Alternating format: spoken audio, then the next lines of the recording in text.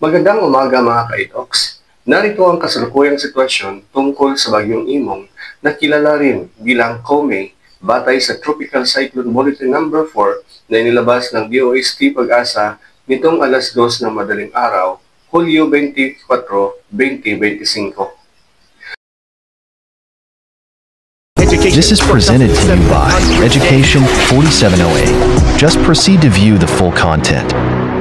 Ang Bagyong Imong ay may international na pangalang Kome ay nanatili ang lakas nito habang kumikilos pahilagang kanluran sa West Philippine Sea na may pinakamataas na lakas ng hangin na 85 km bawat oras at pagbugso na umaabot ng 105 km bawat oras. Nagdudulot si Imong ng katamtamang banta ng panahon sa ilang bahagi ng Northern at Central Luzon. Sa kasalukuyan, si Imong ay matatagpuan 245 km kanluran ng Baknutan, La Union at inaasahang kikilos patimog silangan na may posibleng pagtama sa lupa sa Ilocos Region alinman sa gabing ito o maaga bukas.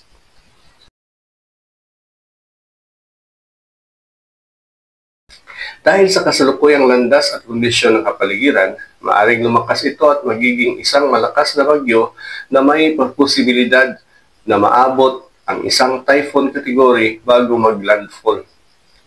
Isang kapansin-pansing pagbabago sa kilos ang naobserbahan, habang ang mga nakaraang sistema ay karaniwang kumikilos pahilagang kanluran palabas ng Philippine Area of Responsibility.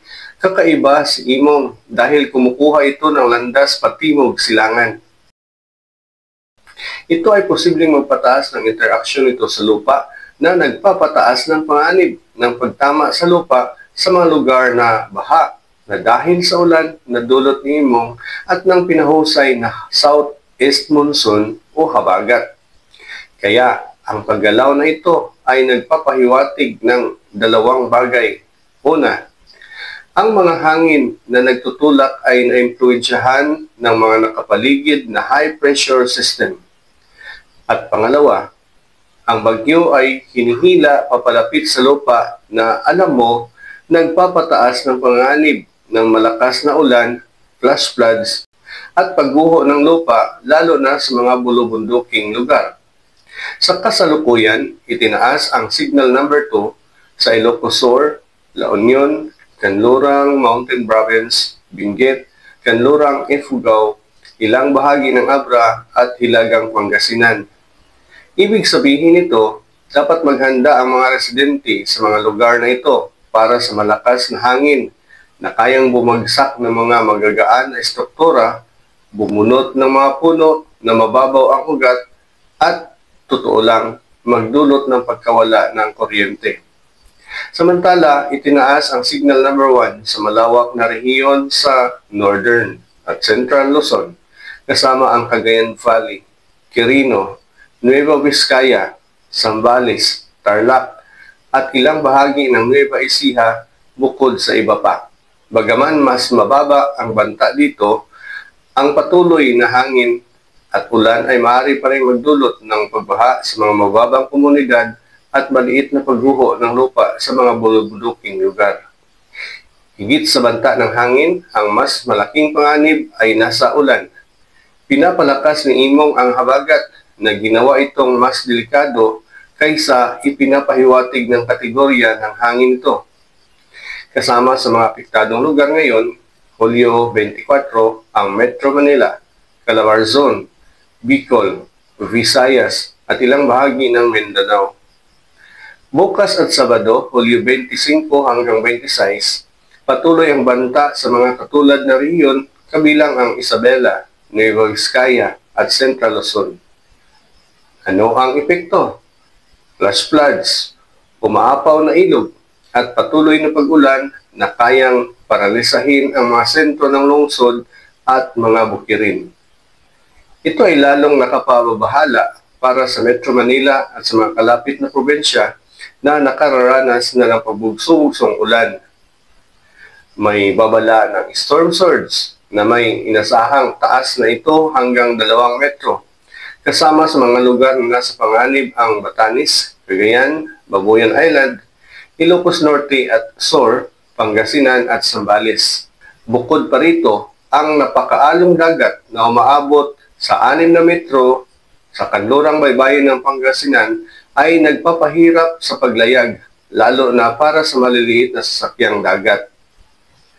Ang kanlurang bahagi ng dagat ng Ilocos, Zambales, Bataan, Mindoro at maging ang Batangas at Cavite ay nasa katamtamang hanggang magulong kondisyon ng dagat.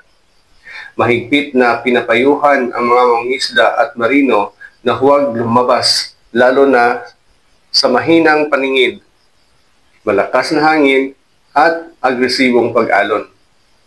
Hindi iniaalis sa forecast na magiging typhoon si Imong bago maglandfall. Ang mabilis na paglakas, bagaman hindi garantisado, ay nanatiling alalahanin dahil sa mainit na temperatura ng ibabaw na dagat sa West Philippine Sea.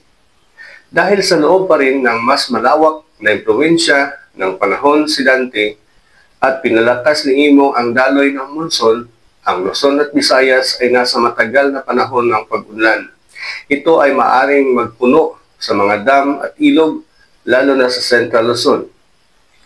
Ang trajectory ay nagpapahiwatig na direktang pagtama o napakalapit na pagdaan sa mga probinsya na may mataas na populasyon tulad ng La Union, Ilocos Sur at Pangasinan.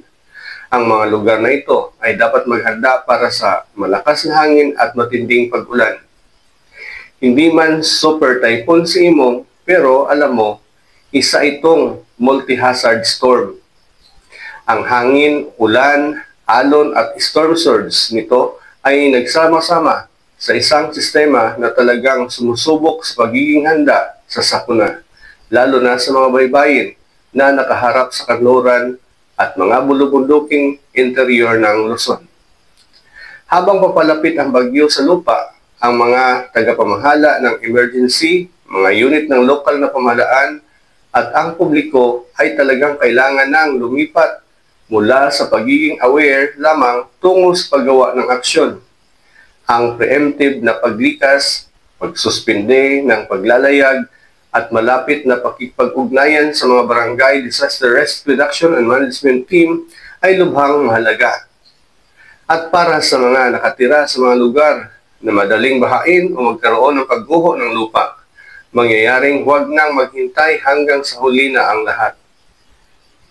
Susunod na Pag-asa Bulletin, alas 5 ng umaga ngayon, Hulyo 24. Abangan ang mga pagbabago sa Tropical Cyclone Wind Signal number 3 or 4 sa darating na mga abiso sa pag-ulan, sa mga update ng storm surge, kaya manatiling nakatutok. Manatiling nakatutok sa mga bagong balita sa panahon na pinagmulan sa lehitimong source at alam mo, iwasan ang pagkalat ng hindi beripikadong impormasyon. Mabilis na nagbabago ang panahon, ang pagiging alerto ay talagang nagliligtas ng buhay. Hanggang sa susunod, mga ka-EDOX.